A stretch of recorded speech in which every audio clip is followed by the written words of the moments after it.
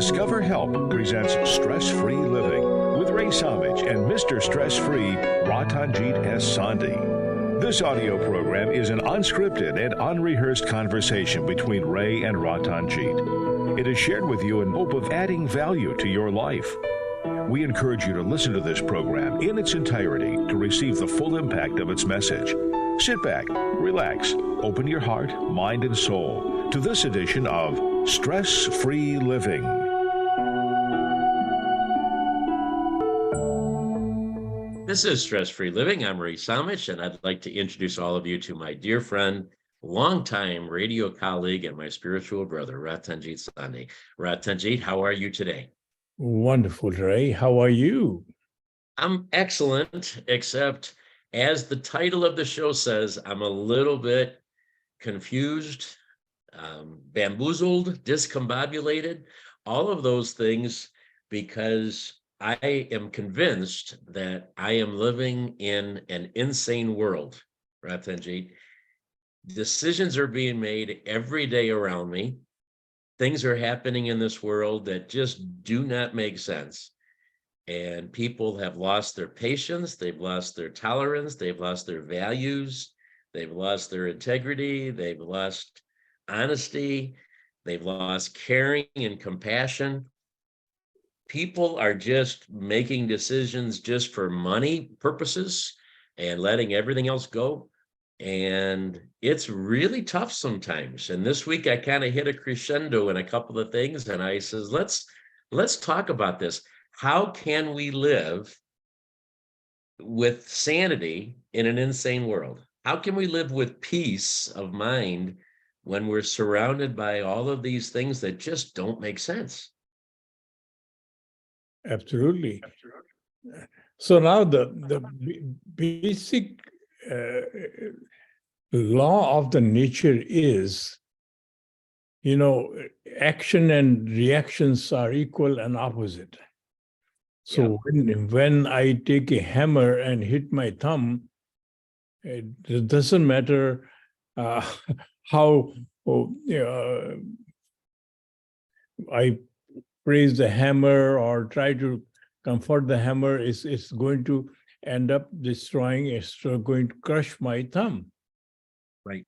So the fundamental thing is that we are all designed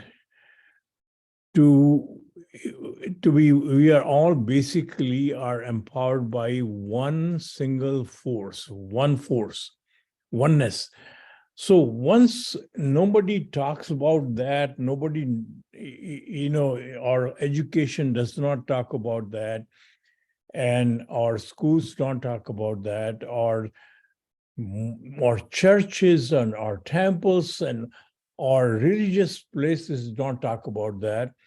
And so ultimately, if you go to your human body, there are something like 37 trillion cells which exist in our human body.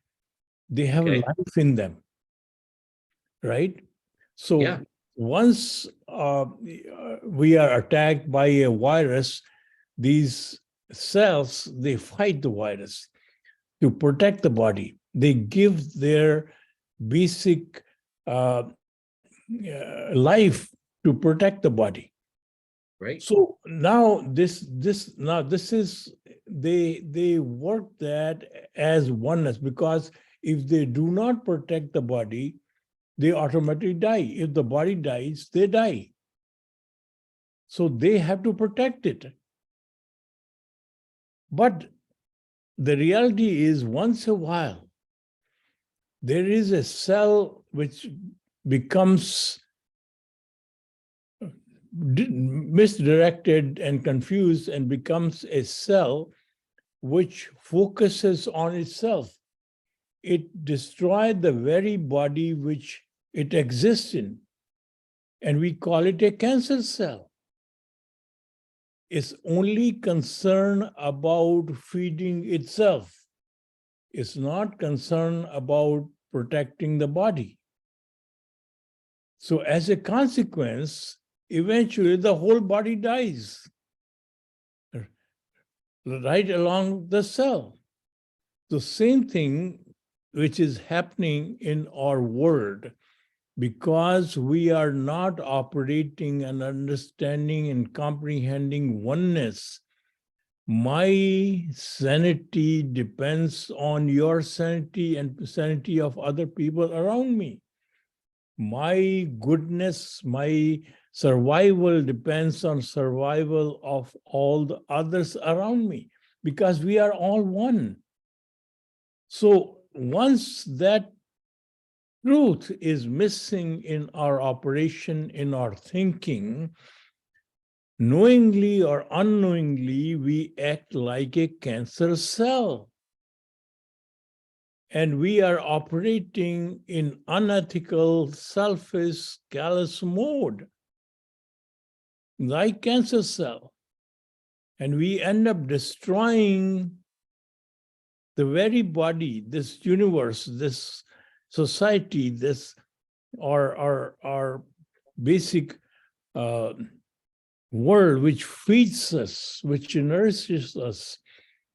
As we have done that, look at what we have done to the environment by thinking only what is in it for me.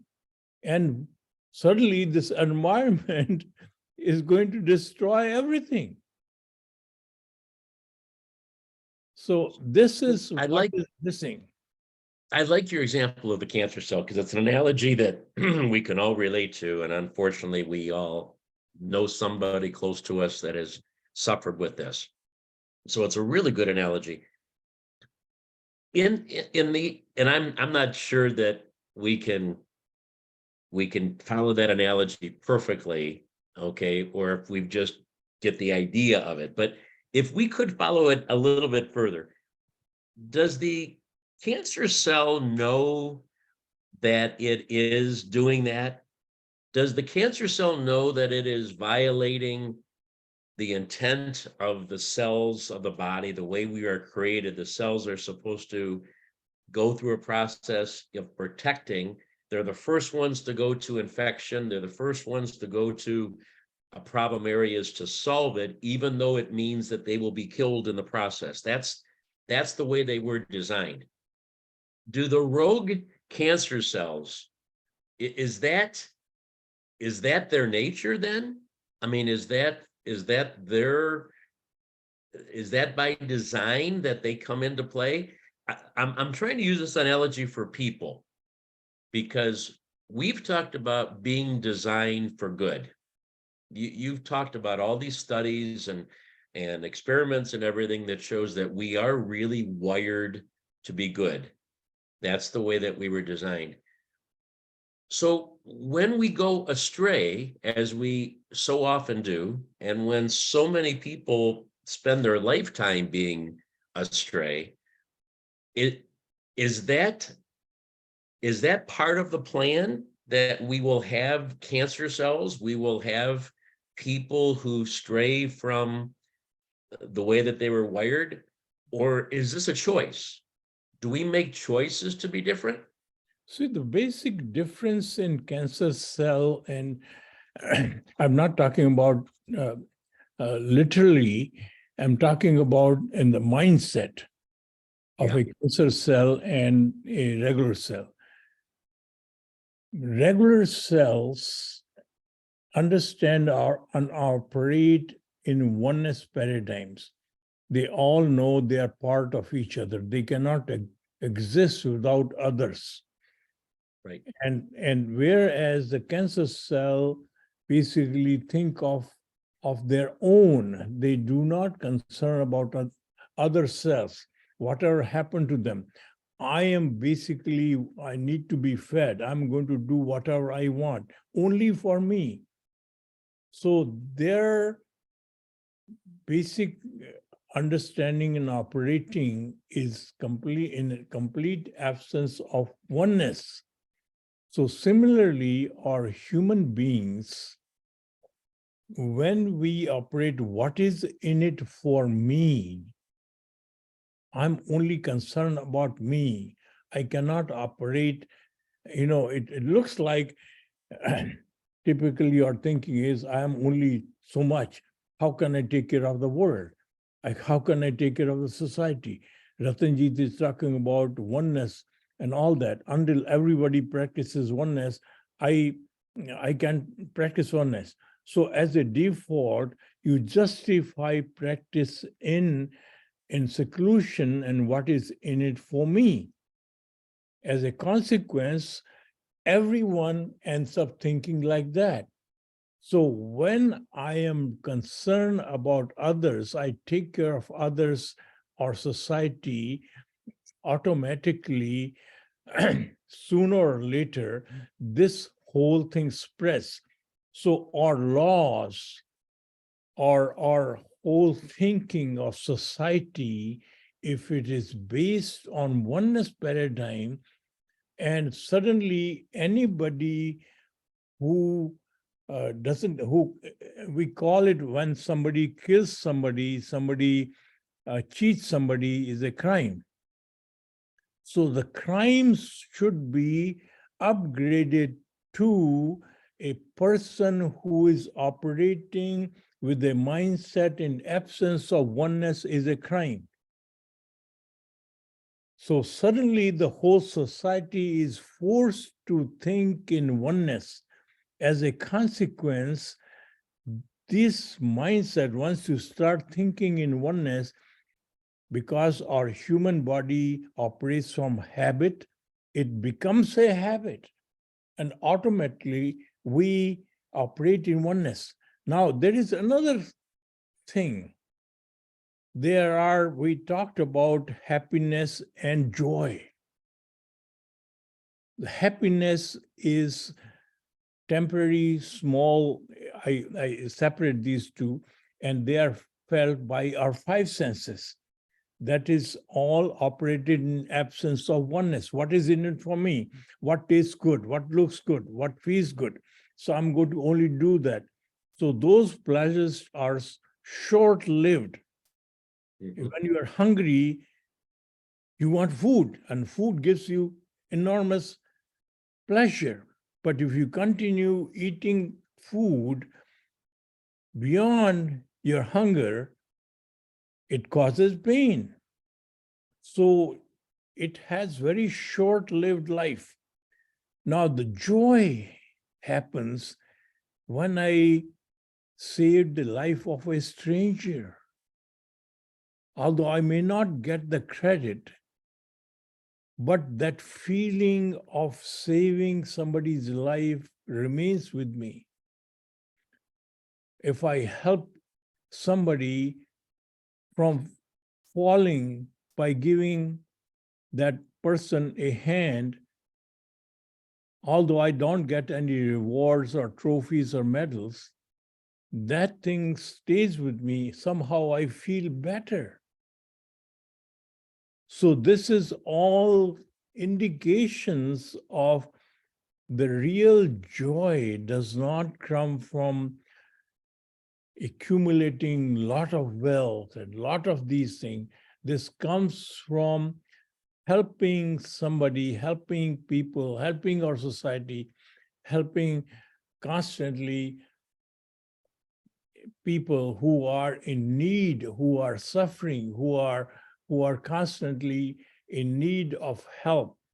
So once that thing happens, automatically we are operating in oneness, because we are helping others. It's only by helping others we help ourselves, right?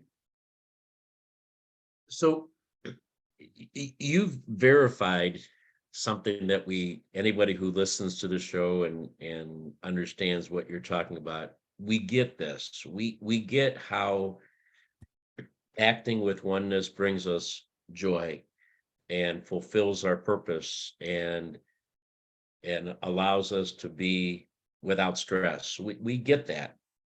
What I'm trying to understand is the way the world is today, where they're not teaching oneness. It's not taught in schools and churches and communities. There are no laws that say if you don't practice oneness, you're in trouble, you go to jail or fined or whatever it is. So we don't have oneness in our society right now. Okay. And as a result, we have insanity. How do we get from A to B? How do we understand what needs to be done? How do we better understand the people that are straying from oneness so that we can try to convert them over to be the way they need to be? Is it an all or nothing thing? I mean, if we don't have a world of oneness, are we just shot? Forget it. It's going to be insanity, and this is the best it is. Or is there a way to try to move in the meter in that direction?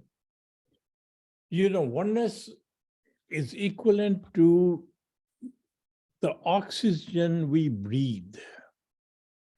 Now, suddenly the air gets polluted to an extent that we cannot breathe oxygen in our body. So suddenly we cannot survive. Say that again. Say that Oxygen, again. oxygen. We need oxygen to breathe. Oxygen to breathe, and if somehow our environment gets so much polluted, Okay, that we are not able to breathe oxygen, and we can pass all the laws and everything, and until we clean the air and have the oxygen, we cannot live. right. We're all going to fall sick and eventually die. So similarly, until we operate in the truth of oneness, the consequences are in front of us. Your society is going to self-destruct in spite of our wealth, our knowledge, our smartness, or everything we have. It cannot operate. Today, when somebody is sick and his or her life depends on certain medicine, and the pharmaceutical who manufactures that medicine suddenly cannot sell enough, and they discontinue that because they cannot make profit. So suddenly these people who are dependent on that medicine cannot survive. Right. So this is exactly what is going to happen. So pharmaceutical is thinking, what is in it for me? They are not thinking in oneness paradigm. They are not thinking that all these people are affected by them, and this is their obligation to have that medicine available to them. So, all the decisions made by what is in it for me, whether I make a profit or no, it is complete absence of oneness. And if all the decisions are made by that paradigm, sooner or later, our society, the insanity is going to increase, and we are going to kill each other. It's time for a break, Ratanjit. Should we just end the show today? I mean, if there's no hope, if we're all running out of oxygen and we're all gonna just have to live in insanity for the rest of our lives, should we continue talking about possible solutions, or should we kind of just give up? Yes, there is solution. Okay. Fortunately, we have brain. We can be convinced. We can be given the facts. And your cells, of course, you cannot talk, the cancer cell, but we are different. So once we realize that, and we obviously use this, all our effort to change our paradigm, the way we think, we can correct the society. Then we will come back after this break. Okay, now that I have your affirmation on that one, we do have more to talk about. We have solutions.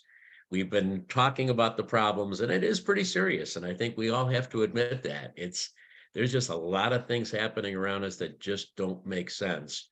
Maybe we can try to make some sense of them and find some peace and some sanity in the insanity. Please stay with us. We'll be right back. All right. We've got 90 seconds. Hey, Kim, welcome. Good to have you. Hello. Good morning. Thank you. Nice to be here. Morning. Go ahead, Dr. Jagjeet, if you had something to say. Good morning, Kim. Yeah, I would like Ratanjit Singh to touch he has touched rightly the education and the training, but the first training which the mothers give to the child or the parents give to the child without he being going to school or church or anywhere, that part is the most important because that develops the habit and the oneness. If that part should be stressed, so that makes the children that way. And well, there's a lot to say because of the history of mankind, how the materialism has changed and how we have changed the perception of who is successful. We have already talked about all these things earlier. The definition of success and other things, how the society evaluates. So, well, he has already taken care of it. Yeah. Good points. Very, very good points. Good point. Yeah. I think we'll start with the parenting right when we come back, so we can try to capture the youngest people first, and maybe parents will learn when they teach. They say that's the best way to learn is by teaching. If we did that, we'd all learn at the same time. Parents, grandparents, kids, grandkids, they'd all learn together. That's not a bad idea.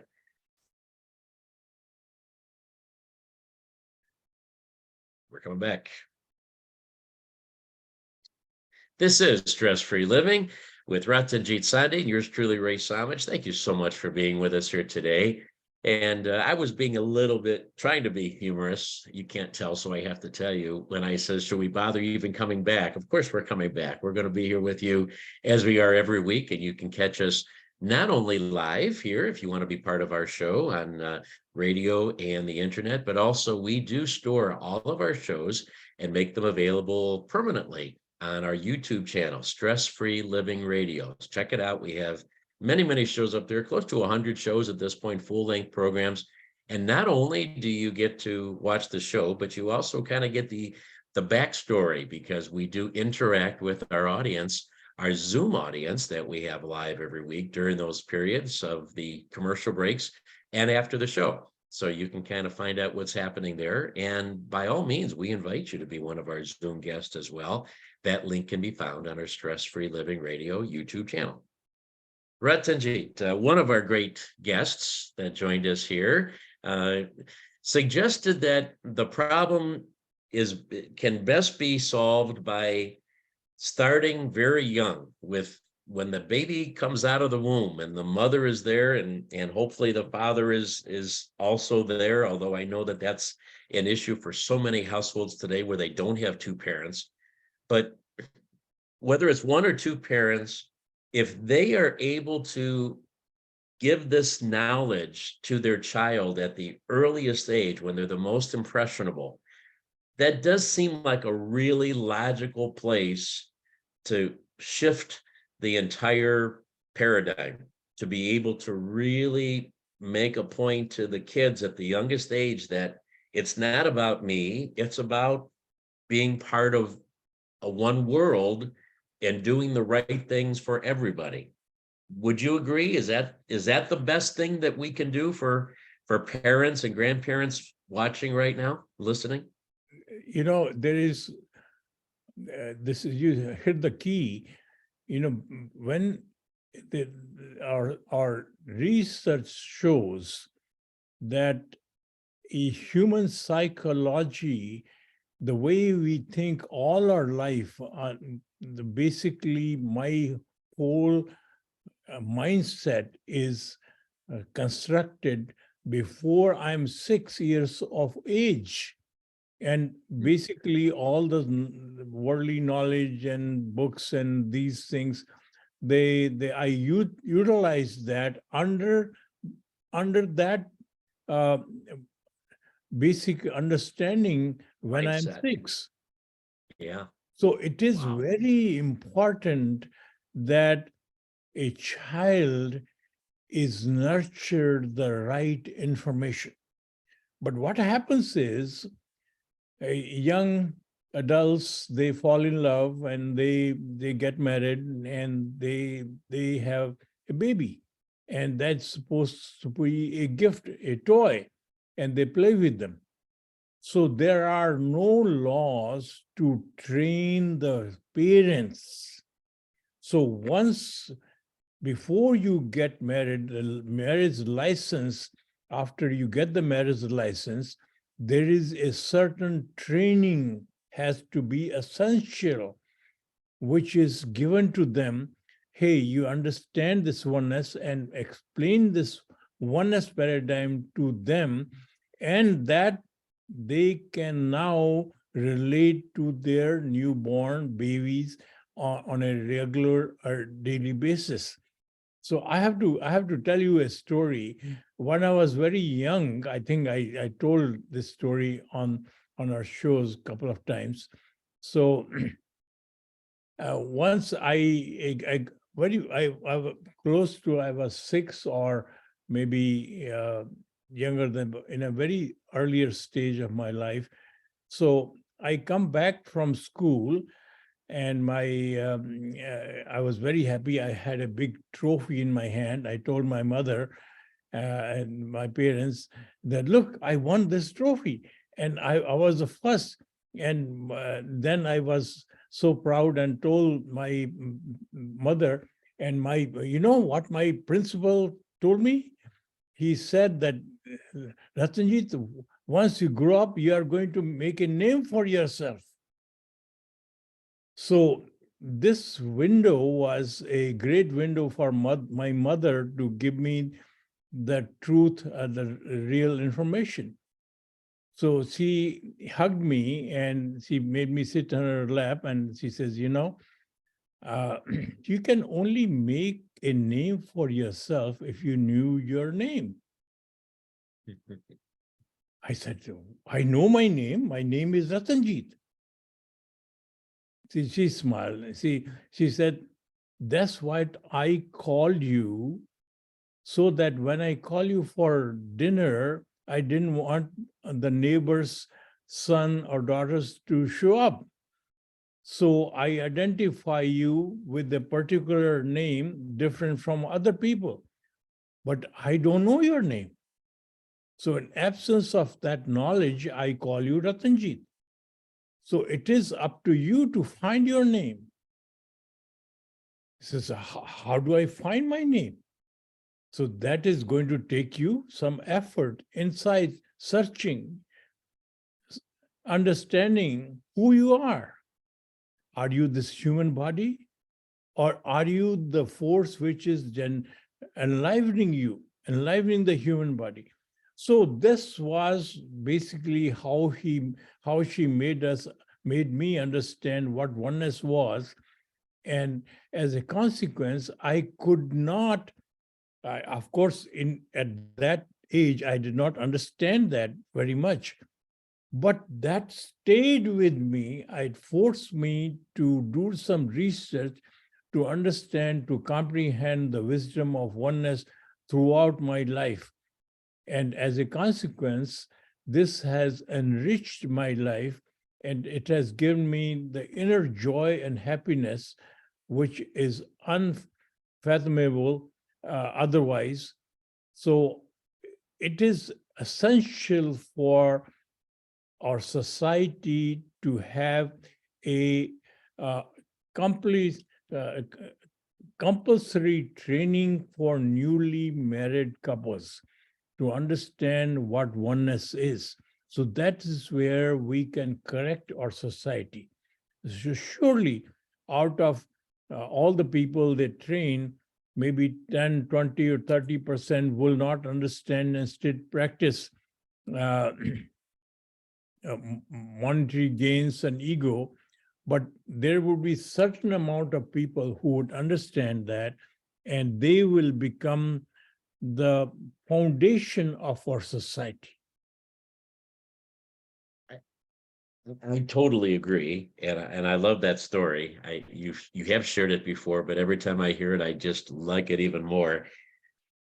And I think before we go on, I think you need to close the loop on that, because you said that exposed that concept to you, and then I know that you've shared the other half ending of that story when you were at a really bad point of your adult life, a tough business period of time, a crisis, and you found the quote from Albert Einstein. And so, maybe I'd ask you to close the loop on that by saying that here's considered the most intelligent human being that ever walked the planet, that actually had that same understanding in his later life that he shared with you. And I don't know if you happen to have that. I don't mean to catch you off guard, but he maybe you even know it by heart. You've said it so many times. Yeah. What did you find in the book from Albert Einstein? What happened is, growing up, you hear all these great things from your parents. Many times you think, your parents are basically philosophers. What do they know? Right. So your school system basically is not designed for oneness, and nobody talks about oneness. And you question, if the parents are telling you the truth, how come nobody talks about it? Right. So it creates a doubt in your mind, and you grow up and still you are searching, you are looking for, because that thing creates an impact, that thing makes some sense to you. So I said, I'm going to take science and I'm going to find the truth. And I went after, I did my one master's and I did my second master's. I was doing my PhD in India, and which I wanted to, they gave me a subject. Basically, this PhD was gathering information and collecting into a big dissertation, and they give you the PhD. And many times this doesn't contribute enough. So I was not interested in that. Maybe then I decided to come to US. Maybe US can give me a better understanding. And the same thing happened here. And eventually I started my business. And business was all about everybody I talked to, my consultant and my banker, and it's all about making money. It's all about profit. So put in all kinds of rules and regulation and everything. And eventually, in 1980, although I started in 73, in 7 years, 1980, it was still not making money. Conditions were not as very bad, and my attorney and my accountant advised me to file for bankruptcy. So there is a law in this United States which allows you to protect you from the creditors, and they said they can save me millions of dollars. And at that point, I was sitting in the library at home on a Saturday, completely devastated because I didn't want to file my bankruptcy. And so where did I go wrong? At that point, you remember your parents. You remember your roots. So I suddenly questioned myself, did I miss something? There is some secret in oneness? Did I miss it? So while I was thinking about that, I randomly picked up a book. And this book, there was a quote from Albert Einstein. And this quote basically said, a person experiences life as something separated from the rest. That's what you do. A person experiences life as something separated from the rest. And then he says, it is like an optical delusion of consciousness. It's not real. It's optical delusion. And then he finally advises, so our task is therefore to find the reality and with compassion, we should free ourselves from this self-imprisoned prison. And through compassion, find the reality of oneness. So now it didn't matter whether I heard it from my philosopher mother or I hear it from the greatest scientist of the world in his last age of his journey. So the secret is oneness. Until you find oneness, you are going to be miserable. So eventually, that gave me a solution, although I did all the study and everything. And once I heard this quote, it clarified my mind that the solution is oneness. So now I was ready to implement the paradigm of oneness. And I went to work, and my attorney and accountant said, oh, no, here, sign it here. We will file the bankruptcy and nobody would know. I said, no, we are not filing bankruptcy. I called a meeting of all the employees and told them the truth. And then they realized there is no money left. They walked out. 80% walked out on me. And 20% left. I sat down with them with respect and told them that this is not the place for them. Because to implement oneness, I have to start fresh. So I went to this institution, colleges, and hired some fresh graduate with no experience with the 4 conditions. Number 1 is that they will not ask me what their title is, because we would not have any titles. Number 2 is they would not have, never show me their diploma or the degree. They were requested to frame it beautifully and send it to their mother.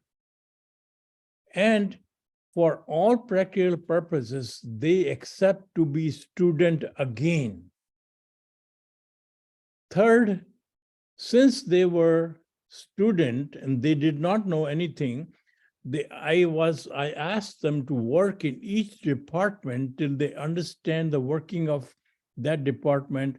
And finally, when they completed the cycle, I'll ask them what excites them. And that is where they're going to work regardless of their education.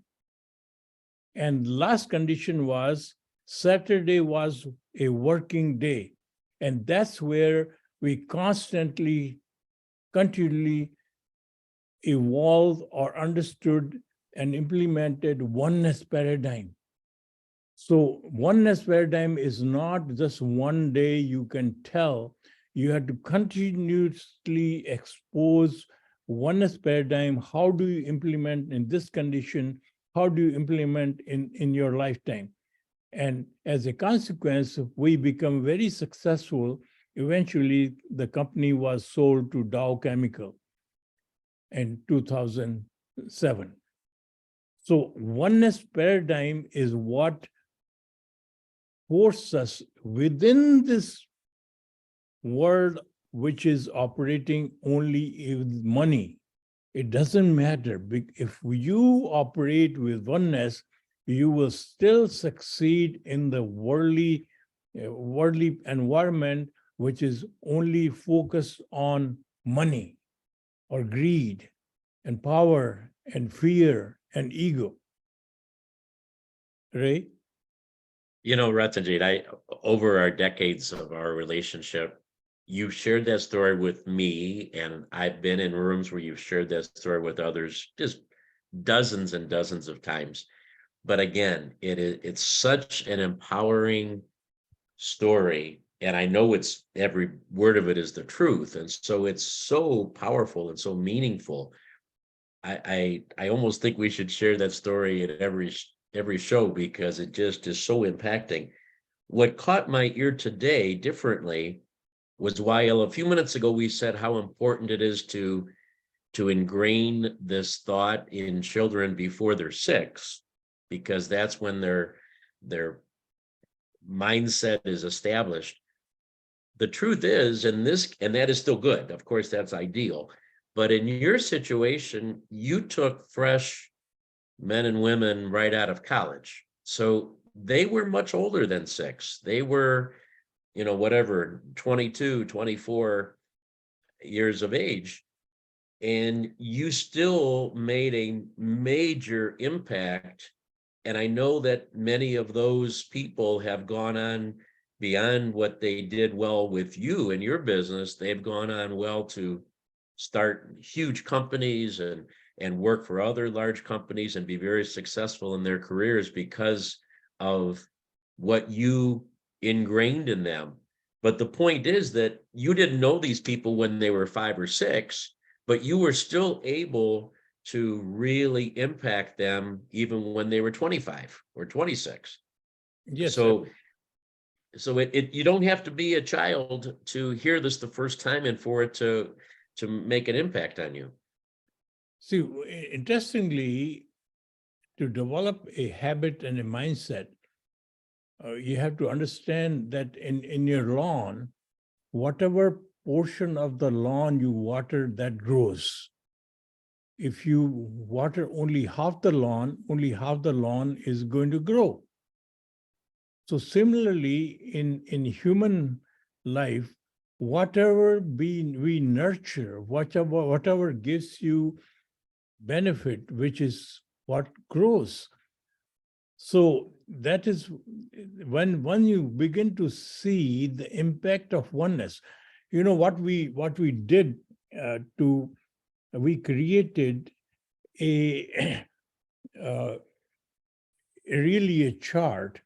So what happens is we wrote down all the projects we are working on,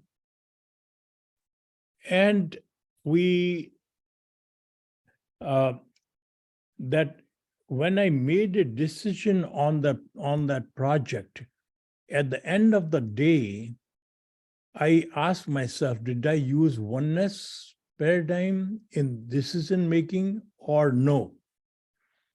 So when I wrote down yes, I used maybe 80% and did not use, and then I noticed the results. What is the consequence of ultimately that project? When I started seeing the success, when I used oneness, it automatically enforced me to use oneness more often. Nothing succeeds like success. We need to take a break. We went a little long, but I'm glad we did, because I think we made a major point here in trying to understand how to change the insanity that is surrounding us in our world. We will be back in just a moment. This is Stress-Free Living. Please stay with us. We have much more today.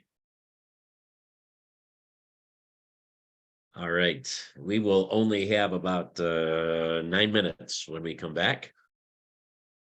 Yeah, Joe thank you. I will take leave shortly. Thanks for, but this is quite, I like it. Thank you very much. Thank you. Thank you very much, Doctor. Appreciate it. Kim, you heard it? Any thoughts real quickly before we go back? And Jogesh, welcome.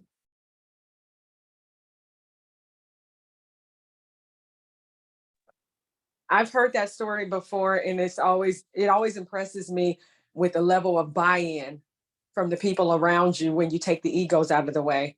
when you get rid of the titles, then everyone feels a sense of ownership, care and concern for whatever the situation is, whether it's family, whether it's business, just the spirit of team, when we can remove the hierarchy, so to speak. So it's inspiring to hear every time I hear that story. Yeah. Thank you. Thank you. Okay. Yeah, yeah. All right. Ratanjit, we have a short period of time. By the way, you should write a book. You just said, when you said there needs to be a training for new parents, why don't you write that book? That should be your next book, brother. Really? I mean, parenting handbook. Why don't you do that? Everybody else is in it and they're giving all this kind of crazy psychology. You can give the best child raising book ever. So, all right, you are challenged. You'll be co-author on that. I will. That I'll take the time. That could be our legacy. All right, very good. All right, I'm with you. All right, I'd love it. Great. I got to teach my grandbabies. Yeah. I really do. I every time I hear this, I say I should be sitting them down, teaching them oneness. I'm open to We are back. guys on the project. We are back on Stress Free Living with Ratanjit and Ray, yours truly, Ray Samich. If you hear our voices once in a while, some different voices, that's because we are engaged with our Zoom audience, which we again invite you to be part of that every week with our show, when you can have an in-depth conversation with us behind the scenes. Ratanjit, one of the words that one of our guests just used with us during the break again was teamwork, and how important being part of a team. Teamwork is kind of just another way of saying oneness, really, right? I mean, we all acknowledge the importance of being a part of a team. We all acknowledge that a team can accomplish so much more than one. Isn't oneness really the ultimate idea of the largest team of everybody?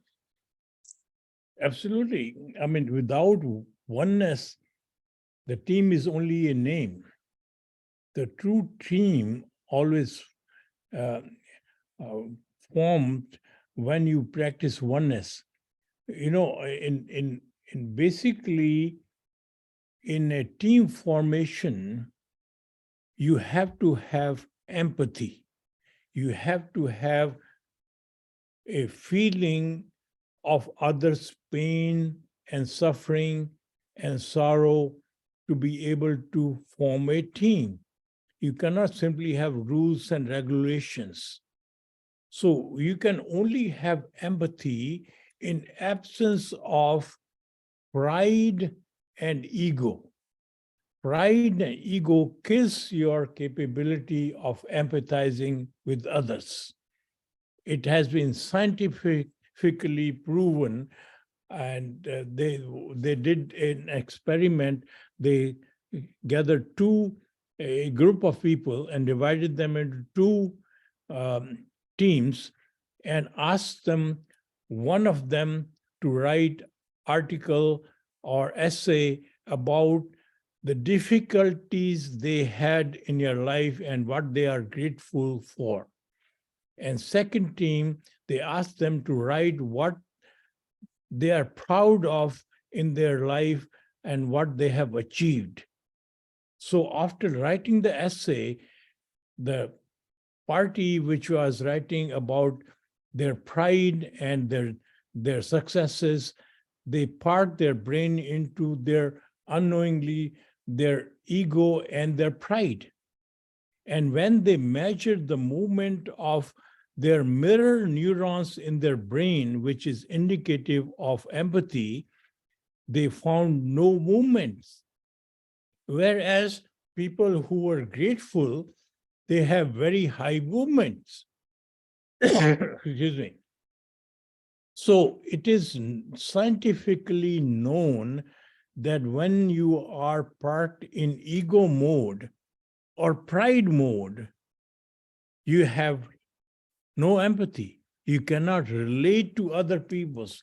you are not positioned to form a team, because it is essential for you to relate to other people's pain and joy, and then only you can form the team, because a team requires you to have emotional deposits with others, which gives rise to trust and faith. And without trust and faith, you cannot form a team.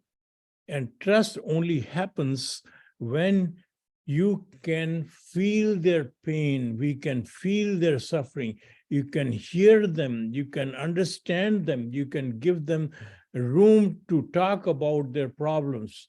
So all that happens when you have empathy.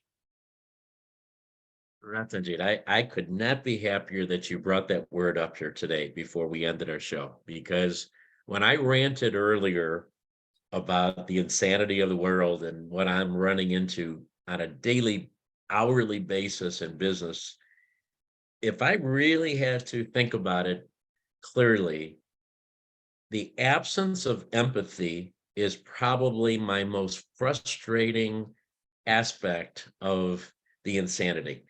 The way that people just don't care about the emotion of the situation. They don't take any consideration for any of the human emotional aspects. It is purely the bottom line. It is purely, this is profitable or this isn't. This is black and this is white. This is, this is the date, and the date can't be changed, and you're changing the hour or the date, and it's not acceptable. There is zero empathy today in many aspects of the real world. People just do not put themselves in other people's shoes to say, wait a minute, maybe there are legitimate reasons why this isn't working the way it was planned. Maybe there's, you mentioned the people that can't get pharmaceutical products that, are life and death. And we hear all the time that people can't get surgeries because they don't have insurance. I mean, they have the ability to get healed, but they don't have insurance to be able to get it done. I mean, major life-threatening situations, there's no empathy when those decisions are made. There's no thoughts for the health of the person and their loved ones and their life on earth. It's purely facts, dollars and cents. How do we restore? We should do a show just on empathy. How do we restore empathy to the world? Basically, absence of pride and ego creates empathy. What we call as a professional atmosphere in your business world. That no, don't bring your home problems here. This is complete absence of empathy. We first, when you take a company who is empathetic about the problem of their employees, they encourage them to work harder. They encourage them to feel at home. They encourage them to be part of the team. So it is professional to understand others' problem. It is lack of professionalism to disallow them to talk about their own problem at work. So you have to have a understanding that we are hiring a whole human being, and the human being comes with their basic difficulties and problems, and until we resolve them, we cannot have complete, total outcome produced by that individual in our workplace. Right? Well, Sanjit, it is time for us to go. I think we have cracked the surface of this issue, and I appreciate very much that you made me feel better than I felt an hour ago. So thank you for personally bringing me a little more peace today, and I hope that it's worked for our audience as well. We're definitely going to continue this, and I think we need to dwell on that empathy point. I think that's definitely part of the continuing solution for this. Thank you, Ratanjit, for sharing your wisdom, your love, your thoughts with all of us again today. Thank you. And we appreciate all of you, no matter how you're listening. Again, check out our Stress Free Living radio channel on YouTube. We have about 100 shows out there that you can catch, and they're all by title. So you can use those to help yourself in your life, but also to share with others. Remember, everybody, we're all playing the same game. Have a great day. We'll talk to you again real soon.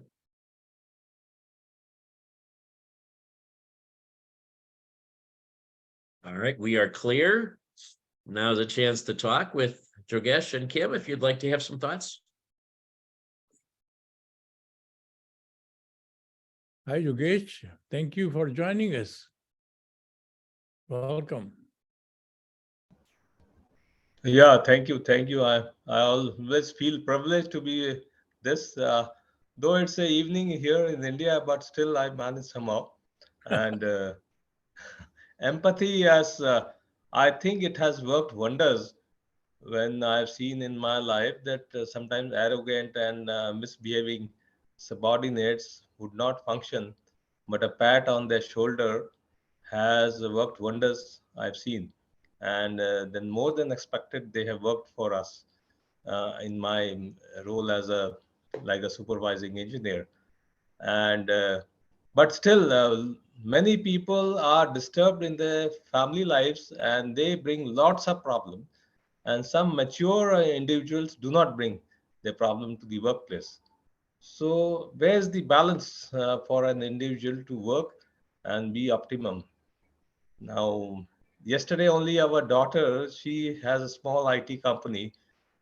She helps her husband, and they had this problem of a lady individual who was bringing a lot of her family problems and saying, "Oh well, I cannot work in this workplace. This is this thing, that thing," and she was not worried at all about her inputs in the company.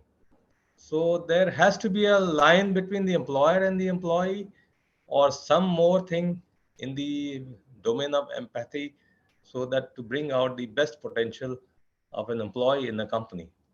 That is an issue most of the IT companies have nowadays. Any thoughts You, on that? yeah, every company have to have a human um, uh, department, humanity department, which is a little bit different than human this Resources? yeah, human resources. So in that, there are people who need more attention, and there are people who need less attention, and there are people who carry out a situation. They don't want to share their problem with others, although their problem eat them within themselves, and their efficiency is reduced. So you have to be able to handle all these type of people, and there's no one cure which can cure them all. You have to have them have enough confidence, enough trust, enough uh, compassion shown by the person who is talking to them and who is taking care of them, so they open up, they share their problems.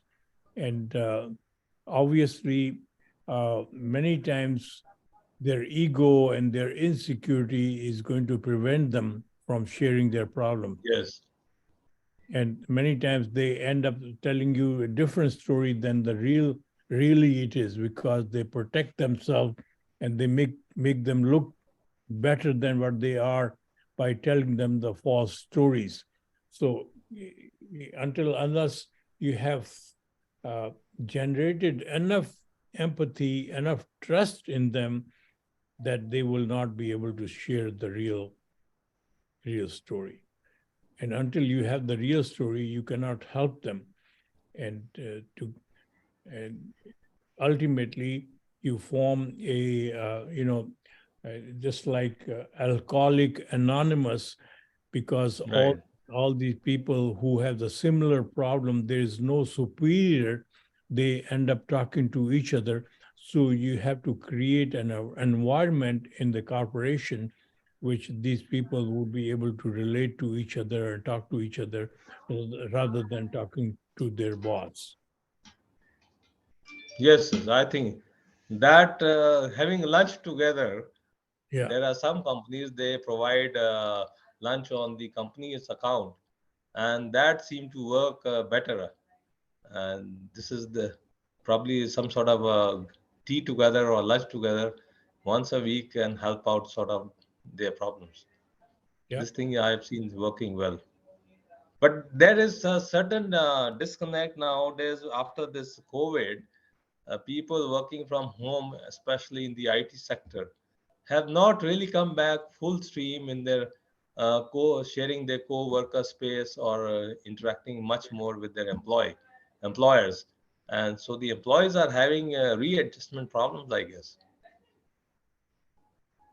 Yeah, see, ultimately, if they are not coming to office to work, then they can definitely come to the meeting together to share their personal problems and personal information. So that thing, and even if they can join each other on Zoom to discuss their problems, that can also help. Basically, if they have confidence and they have security in each other to share their problems and find the solution, this will make the whole organization much more stronger. So yes, I think so. Thank you. thank you. Ray, I think we have very. Kim, you have any other? I'll just share that my commitment to the world is that all human beings know that they matter, that they're not alone, and that they have access to resources to empower their lives in their communities. And I think that when people feel isolated and disconnected, this is the perfect recipe for breakdowns in the relationship. So if the culture is safe enough. See, the thing is very, very important that instead of saying, it has to be reflected in our operations, in our habits, in our actions. So if our action is more indicative of that I'm empathetic to you, then my just saying I care about you but actions show differently, then it has the reverse effect on I'm actions have to. hearing what you're saying. Yeah, action is very important. Action has to indicate your empathy. Action has to indicate your caring. Action has to indicate your respect. Action has to indicate your trust. All those things have to be there to be able to practice. Well, that's what it makes it worse. I'm sorry. When people retreat, don't trust. It's like when my kids, if there's a problem, if they trust that I'm not going to condemn them, then they're more likely to share with me, even if they've made a mistake. But if they don't trust that it's safe for them to be authentic with me, then they're never going to tell me. So I work very hard to cultivate a relationship with them where there's unconditional love and trust. And sometimes there's still correction, but it's an environment. The best way to have the trust of the kids is instead of you becoming the expert, you become the victim first. You share your problems and let them come up with the solution. Let them be the advisor. And that builds a tremendous amount of trust. I love that. Basically, when we talk to children, we are always thinking that we are the parents and we are going to advise them. What is your problem? Well, you can do this. You should do this. But we never ask them to solve or give advice concerning our problems. Because when we begin to do that, we not only position them in a trusting position, we also show a enormous amount of respect for them.